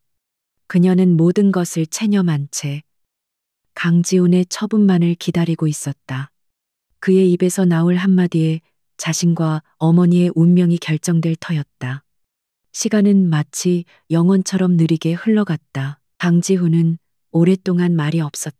그의 머릿속에서는 격렬한 폭풍우가 몰아치고 있었다. 태양그룹에 대한 분노는 이제 주체할 수 없을 정도로 커져 있었다. 이것은 단순한 대역 사기극이 아니었다. 진성그룹의 미래를 뒤흔들 수 있는 용서할 수 없는 기만 행위였다. 당장 이 결혼을 무효화하고 김 회장을 법정에 세워야 했다. 하지만 그의 시선이 바닥에 주저앉아 가늘게 떨고 있는 한지원에게 닿았을 때 그의 분노는 다른 방향으로 길을 틀었다. 그녀는 이 거대한 사기극의 공범인 동시에 가장 연약한 희생자였다. 그녀를 법의 심판대에 세우는 것은 망가진 칼로 물을 베는 것처럼 무의미한 일이었다. 오히려 그녀는 이제 그의 손에 들어온 가장 강력한 무기가 될 수 있었다. 김 회장의 가장 가까이에서 그의 모든 것을 감시하고 그의 목에 칼을 꽂을 수 있는 비수. 차가운 이성이 그의 감정을 지배하기 시작했다. 복수는 뜨거울 때가 아니라 가장 차가울 때 해야 하는 법이다. 그는 계획을 세웠다. 마침내 지훈이 움직였다. 그는 자리에서 일어나 지원에게 다가갔다. 지원은 자신에게 다가올 처벌을 예상하며 눈을 질끈 감았다. 하지만 그가 내민 것은 비난이 아니라 차가운 물 한 잔이었다. 마셔요. 그의 목소리는 여전히 차가웠지만 그 안에는 이전과 다른 미묘한 변화가 있었다. 지원은 떨리는 손으로 물잔을 받아들었다. 그는 그녀가 마음을 추스를 때까지 잠시 기다려 주었다. 그리고는 마치 새로운 비즈니스 계약을 제안하는 것처럼 냉정하고 정확한 목소리로 입을 열었다. 당신에게 두 가지 선택지가 있습니다. 그는 테이블을 사이에 두고 그녀의 맞은편에 앉았다. 첫 번째는 내가 지금 이 모든 사실을 언론에 폭로하고 당신을 사기죄로 고소하는 겁니다. 그렇게 되면 당신의 어머니는 병원에서 쫓겨나고 당신은 김 회장과 함께 감옥에 가게 되겠지. 그의 말은 비수처럼 날카로웠다. 지원의 얼굴이 하얗게 질렸다. 그는 잠시 말을 멈췄다가 시선을 그녀에게 고정한 채 말을 이었다. 두 번째 선택지는 나와 손을 잡는 겁니다. 지원은 자신의 귀를 의심했다. 손을 잡다니. 대체 무슨 의미인가? 지훈은 그녀의 혼란스러운 표정을 읽고는 자신의 계획을 설명하기 시작했다. 지금처럼 계속 내 안에 행세를 하는 겁니다. 세상 사람들 앞에서는 완벽한 부부 연기를 계속하는 거지. 그의 목소리에는 어떤 감정도 실려 있지 않았다. 하지만 이제 당신은 김 회장의 인형이 아니라 나의 사람이 되는 겁니다. 당신은 내 눈과 귀가 되어 김 회장과 태양그룹의 모든 움직임을 나에게 보고해야 합니다. 그것은 너무나도 충격적인 제안이었다. 인형의 주인을 바꾸라는 말이었다. 이제는 그를 위해 김 회장을 속이는 연기를 하라는 것이었다. 내가 왜 그런 짓을 해야 하죠? 지원이 떨리는 목소리로 물었다. 그녀는 그의 의도를 도무지 파악할 수 없었다. 복수를 위해서. 지훈의 눈이 차갑게 빛났다. 김 회장은 당신과 나, 그리고 진성그룹 모두를 기만했어. 그는 대가를 치러야지. 아주 혹독한 대가를. 그의 목소리에는 서늘한 분노가 서려 있었다. 그리고 당신에게는 이것이 유일한 기회요. 당신의 어머니를 지키고 당신 자신도 이 죄에서 벗어날 수 있는 유일한 길. 그는 계약 조건을 제시했다. 당신이 나를 돕는다면 이 모든 일이 끝났을 때 당신의 모든 법적 책임을 면제해 주겠소. 당신 어머니의 치료는 내가 끝까지 책임지지. 그리고 당신이 새로운 삶을 시작할 수 있도록 충분한 자금도 지원하겠소. 그는 잠시 말을 끊었다가 경고를 덧붙였다. 하지만 만약 날 배신한다면 첫 번째 선택지가 당신을 기다리고 있을 거요. 이것은 제안이 아니었다. 또 다른 형태의 거부할 수 없는 계약이었다. 지원은 잠시 동안 깊은 생각에 잠겼다. 절망의 구렁텅이에서 그가 한 줄기 동아줄을 내려준 셈이었다. 비록 그 동아줄이 썩은 것일지, 독을 품고 있을지는 알 수 없었지만 그녀에게는 다른 선택의 여지가 없었다. 그녀는 더 이상 운명에 끌려다니는 희생자가 되고 싶지 않았다. 김 회장에게 이용만 당하고 버려지는 비참한 결말을 맞이하고 싶지 않았다. 이것이 비록 또 다른 위험한 연극의 시작일지라도 이번에는 자신의 의지로 싸워보고 싶었다. 어머니를 지키고 자신을 망가뜨린 사람들에게 복수하기 위해서. 알겠습니다. 지원은 결심을 굳힌 눈으로 그를 바라보며 말했다. 당신과 손을 잡겠어요. 당신이 시키는 일은 뭐든지 하겠습니다. 그녀의 목소리는 더 이상 떨리지 않았다. 절망 대신 차가운 결의가 그 자리를 채우고 있었다. 그녀의 대답에 지훈의 입가에 처음으로 희미한 미소가 떠올랐다. 그렇게 그들의 기묘한 동맹이 시작되었다. 적과 아군, 피해자와 가해자의 경계가 무너진 자리에서 두 사람은 공동의 목표를 위해 손을 잡았다.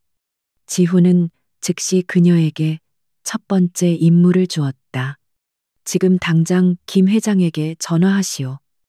그는 지원에게 구체적인 지시를 내렸다. 내가 당신의 정체를 의심하는 것 같다고, 불안해서 미치겠다고 울면서 하소연해. 그리고 그의 반응을 살펴. 그가 당신을 어떻게 안심시키는지, 어떤 말을 하는지 전부 기억해야 하오.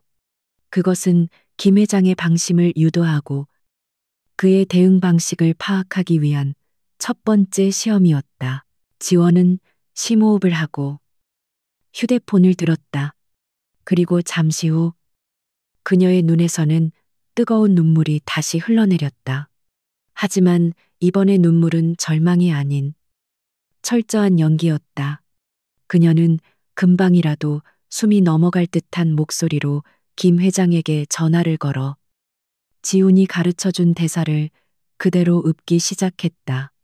두 사람의 전쟁은 그렇게 조용한 서재 안에서 시작되고 있었다. 한지원과 강지훈의 위태로운 동맹이 시작된 후 몇 주가 흘렀다. 지원은 김 회장의 그림자 속에서 그의 모든 통화와 회의 내용을 몰래 지훈에게 전달했다.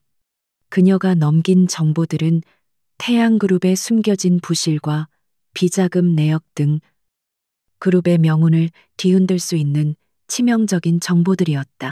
지훈은 그 정보들을 바탕으로 치밀하게 공격을 준비했다. 디데이는 태양그룹의 정기 주주총회일로 정해졌다. 지훈은 그날 김 회장의 왕국을 송두리째 무너뜨릴 계획이었다. 주총을 며칠 앞두고 금융가에서는 태양그룹에 대한 부정적인 소문이 돌기 시작했다. 해외 사업의 부진, 정관계 로비 의혹 등 지원이 넘긴 정보들이 교묘하게 가공되어 시장에 퍼져나갔다. 주총 당일 아침, 마침내 지훈의 공격이 시작되었다. 그가 지배하는 해외 투자 펀드들이 일제히 태양그룹의 주식을 대량으로 매도하기 시작했다. 동시에 진성그룹은 태양그룹의 부실 채권을 헐값에 사들이며 최대 채권자의 위치를 확보해 나갔다. 태양그룹의 주가는 곤두박질치기 시작했다. 김 회장은 자신의 사무실에서 속수무책으로 무너지는 주가 창을 보며 분노에 떨었다. 명백한 적대적 인수합병 시도였지만 누가 배후인지는 알 수 없었다. 그는 사태를 수습하기 위해 동분서주했지만 어제의 동지들은 오늘의 적이 되어 그의 연락을 피했다. 그는 마지막 보루로 진성그룹과의 파트너십을 강조하며 주주들을 안심시키려 했다. 그는 지원에게 전화를 걸어 지훈과 함께 주주총회에 참석하라고 명령했다. 아무 일 없다는 듯이 세상에서 가장 행복한 부부처럼 행동해. 진성그룹이 우리 편이라는 걸 모두에게 보여줘야 해. 그는 자신의 사위가 자신의 목에 칼을 겨누고 있다는 사실은 꿈에도 모른 채 마지막 발악을 하고 있었다. 한편 이 모든 상황을 이탈리아에서 지켜보던 진짜 김민서가 비밀리에 귀국했다. 그녀는 자신을 대신한 가짜와 강지훈의 다정한 모습이 담긴 기사들을 보며 참을 수 없는 질투와 분노를 느꼈다. 원래는 자신의 것이어야 할 자리, 자신의 남자였다. 비록 자신이 버렸을지언정 다른 누군가가 차지하는 것은 용납할 수 없었다. 특히 자신을 쏙 빼닮은 가난뱅이 대역이 그 자리에 앉아 있는 것은 그녀의 자존심을 건드렸다. 그녀는 모든 것을 되돌려 놓기로 결심했다. 주주총회라는 가장 극적인 무대에서 모든 것을 폭로하여 아버지와 가짜, 그리고 강지훈까지 모두에게 망신을 주기로 한 것이다. 그녀는 자신의 행동이 어떤 나비 효과를 불러올지는 전혀 계산하지 못했다. 마침내 운명의 주주총회가 시작되었다. 장내는 폭락한 주가 때문에 격앙된 주주들의 고성으로 가득했다. 단상에 선 김 회장은 땀을 뻘뻘 흘리며 회사의 비전을 역설했지만 아무도 그의 말을 믿지 않았다. 지훈과 지원은 가장 앞자리에 앉아 이 모든 소란을 조용히 지켜보고 있었다. 지원의 손은 차갑게 식어 있었다. 바로 그 순간 총회장의 육중한 문이 거칠게 열렸다. 모든 사람의 시선이 문 쪽으로 쏠렸다. 그곳에는 화려한 옷차림의 김민서가 그녀의 비밀 연인과 몇몇 기자들을 대동한 채 서 있었다. 그녀는 성큼성큼 단상을 향해 걸어가며 지원을 향해 손가락질하며 외쳤다. 저 여자는 가짜예요. 내가 바로 진짜 김민서입니다. 장내는 물을 끼얹은 듯 조용해졌다가 이내 엄청난 혼란에 휩싸였다. 주주들은 경악했고 기자들의 카메라 플래시가 미친 듯이 터져 나왔다. 김 회장의 얼굴은 새하얗게 질려버렸다. 지원은 그 자리에서 그대로 얼어붙었다. 모든 것이 끝장이라고 생각했다. 하지만 단 한 사람, 강지훈만은 완벽하게 평정을 유지하고 있었다. 그는 김민서의 등장이란 돌발 변수조차 자신의 계획을 완성할 마지막 퍼즐 조각으로 활용하기로 마음먹었다. 그는 혼란에 빠진 지원의 손을 잠시 잡아주며 낮은 목소리로 속삭였다. 괜찮아. 이제부터가 진짜 시작이야. 그는 천천히 자리에서 일어나 단상으로 향했다. 그는 김민서의 폭로를 부정하지 않았다. 오히려 인정했다. 네. 보시는 바와 같이 충격적인 가족 드라마가 펼쳐지고 있군요. 그는 장내를 둘러보며 말했다. 하지만 여러분, 이것은 더 큰 범죄를 감추기 위한 연막에 불과합니다. 그의 말이 끝나자마자 총회장 정면에 거대한 스크린의 의문의 자료들이 나타나기 시작했다. 그것은 한지원의 대형 문제가 아니었다. 김 회장의 수년에 걸친 분식회계, 횡령, 그리고 정관계에 뿌린 불법 비자금 내역이 담긴 빼도 박도 못할 증거들이었다. 장내는 다시 한번 충격에 휩싸였다. 김민서가 터뜨린 스캔들은 김 회장의 거대한 범죄에 비하면 가십거리에 불과했다. 지우는 차가운 목소리로 마지막 일격을 가했다. 진성그룹은 최대 채권자로서 부도덕하고 무능한 경영진으로부터 주주 여러분의 이익을 보호하기 위해 오늘부로 태양그룹의 경영권 인수를 선언합니다. 그의 선언은 사형 선고와도 같았다. 김민서의 어리석은 질투와 폭로는 결국 강지훈에게 태양그룹을 합법적으로 집어삼킬 완벽한 명분을 만들어준 셈이 되었다. 모든 것을 잃은 김 회장은 그 자리에서 쓰러졌고 김민서는 자신이 무슨 짓을 저질렀는지 깨닫고는 망연자실한 표정으로 주저앉았다. 그 순간 지훈이 미리 대기시켜 놓았던 검찰 수사관들이 총회장 안으로 들이닥쳤다. 아수라장이 된 총회장을 뒤로하고 지훈은 얼어붙어 있는 지원에게 다가갔다. 그는 자신의 자켓을 벗어 그녀를 감싸주며 쏟아지는 카메라 플래시를 막아주었다. 그리고는 그녀의 귓가에 조용히 말했다. 이제 다 끝났소. 그는 지원의 어깨를 감싸 안은 채 혼란의 현장을 빠져나왔다. 거대했던 태양 제국이 무너져 내리는 굉음이 두 사람의 등 뒤에서 아득하게 들려오고 있었다. 길고 길었던 폭풍우가 마침내 끝을 고하고 있었다. 폭풍우가 지나간 뒤 세상은 놀라울 정도로 빠르게 평온을 되찾았다.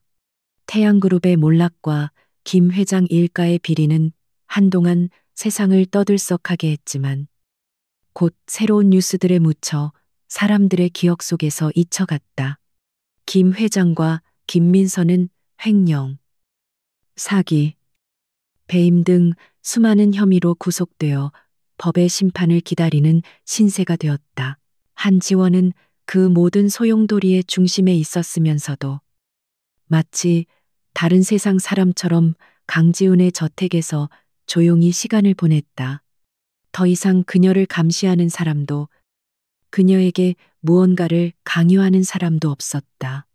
하지만 지난 몇 달간의 시간은 그녀에게 깊은 상흔을 남겼다. 그녀는 자신이 누구인지, 앞으로 어떻게 살아가야 할지 알 수 없었다. 그러던 어느 날, 지훈이 그녀에게 외출을 제안했다. 그가 그녀를 데려간 곳은 어머니가 입원해 있는 병원이었다. 예전처럼 감시자를 대동한 비밀스러운 방문이 아니었다. 그는 그녀를 병실 문 앞까지 데려다 주고는 조용히 자리를 비켜주었다. 천천히, 마음껏 있다 와요. 그의 목소리에는 희미한 온기가 담겨 있었다. 어머니는 몰라보게 건강해져 있었다. 최고의 의료진과 시설 덕분에 그녀는 빠르게 회복하고 있었다. 어머니는 자신의 딸을 파멸시킨 거대한 사건에 대해서는 아무것도 모른 채 그저 사위인 지훈이 모든 것을 해결해 주었다고 믿고 있었다. 정말 좋은 사람이야. 우리 지원이 시집 잘 갔다. 어머니의 해맑은 미소를 보며 지원은 차마 진실을 말할 수 없었다. 그녀는 그저 어머니의 손을 잡고 밝게 웃어 보였다. 비록 시작은 거짓과 협박이었지만 그녀가 가장 지키고 싶었던 단 하나, 어머니의 생명과 건강은 지켜졌다.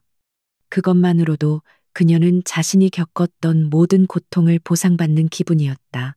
며칠 뒤, 지훈의 변호사가 저택으로 찾아왔다.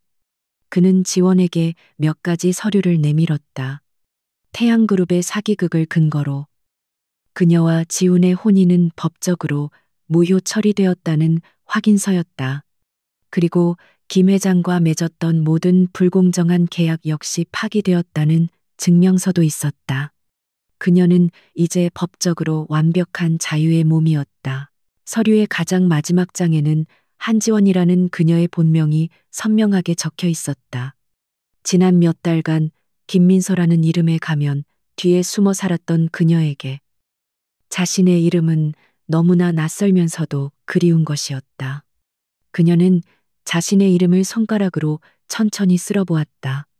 모든 것이 정말로 끝이 났다. 그날 밤 지원은 짐을 싸고 있었다. 이 저택에 올 때와 마찬가지로 그녀의 짐은 낡은 가방 하나가 전부였다. 그녀는 조용히 이곳을 떠나 어머니와 함께 새로운 삶을 시작할 생각이었다. 그녀가 마지막으로 방을 둘러보고 있을 때 지훈이 그녀의 방으로 들어왔다. 그는 그녀의 가방을 보고도 아무것도 묻지 않았다. 그는 그저 창가에 서서 한참 동안 말없이 창밖을 바라보았다. 당신과의 계약은 끝났소. 그가 먼저 침묵을 깼다. 나는 약속을 지켰고, 이제 당신은 자유요. 그의 말은 사실이었지만, 어딘지 모르게 서운함이 묻어 있었다. 그는 지원을 돌아보며 새로운 제안을 했다. 그가 약속했던 그녀의 새로운 삶에 대한 지원 계획이었다.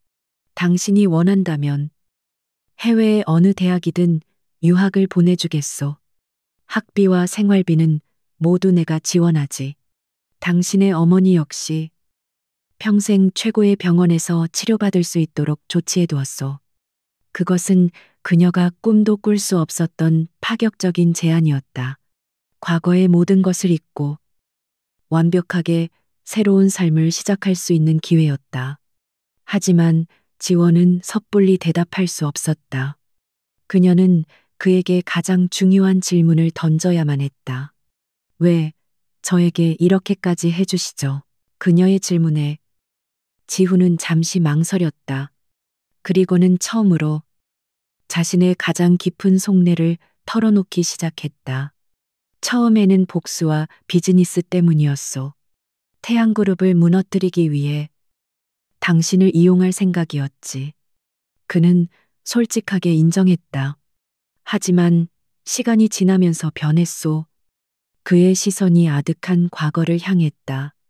나는 당신을 잊은 적이 없었소. 비 내리던 버스 정류장의 그 학생을, 절망 속에서도 빛나던 그 눈빛을. 그는 지원에게 천천히 다가왔다. 그런 당신이 내 아내라는 거짓된 이름으로 내 옆에 있다는 사실이 나를 혼란스럽게 만들었소. 당신의 진짜 모습을 볼 때마다 나는 당신에게 끌렸지. 그의 고백에 지원의 심장이 거세게 뛰기 시작했다. 그 역시 그녀와 같았다. 그 역시 그 짧았던 만남을 잊지 못하고 있었던 것이다. 선택은 당신의 몫이오. 그는 그녀의 눈을 똑바로 바라보며 말했다. 과거를 모두 잊고 떠나도 좋소. 아니면 그는 더 이상 말을 잇지 못했다. 하지만 그의 눈빛이 모든 것을 말해주고 있었다. 떠나거나 혹은 남거나 선택은 온전히 그녀의 것이었다. 그는 그녀에게 어떤 부담도 주고 싶지 않다는 듯 조용히 몸을 돌려 방을 나가려 했다. 강지훈 씨, 지원이 떨리는 목소리로 그의 이름을 불렀다. 직책이나 역할이 아닌 그의 이름을 온전히 부른 것은 처음이었다. 그가 걸음을 멈추고 그녀를 돌아보았다. 지원은 눈물을 머금은 채 환하게 웃고 있었다.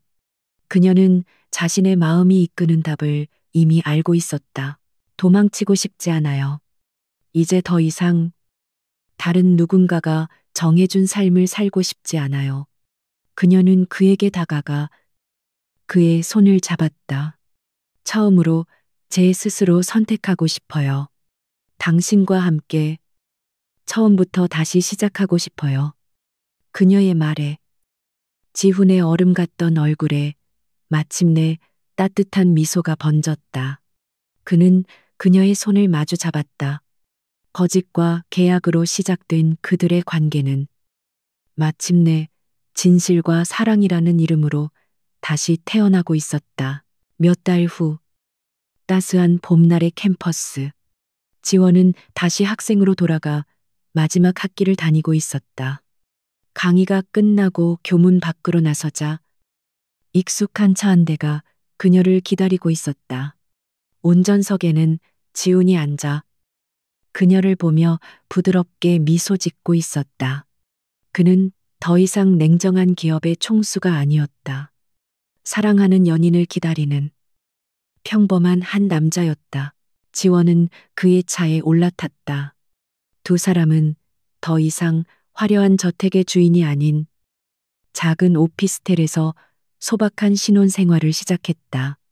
그들은 함께 장을 보고 요리를 하고 평범한 연인들처럼 주말에 영화를 보러 갔다.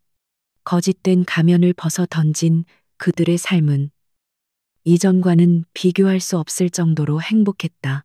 오늘 저녁은 내가 할게. 김치찌개 먹고 싶지 않아. 지훈의 말에 지원이 웃음을 터뜨렸다. 재벌 3세가 끓이는 김치찌개라니. 세상이 알면 깜짝 놀랄 일이었다. 하지만 그것이 그들의 새로운 일상이었다. 두 사람은 손을 꼭 잡고 따스한 봄 햇살 속을 함께 걸어갔다. 가장 절망적인 순간에 시작되었던 그들의 인연은 이제 가장 눈부신 해피엔딩을 향해 나아가고 있었다.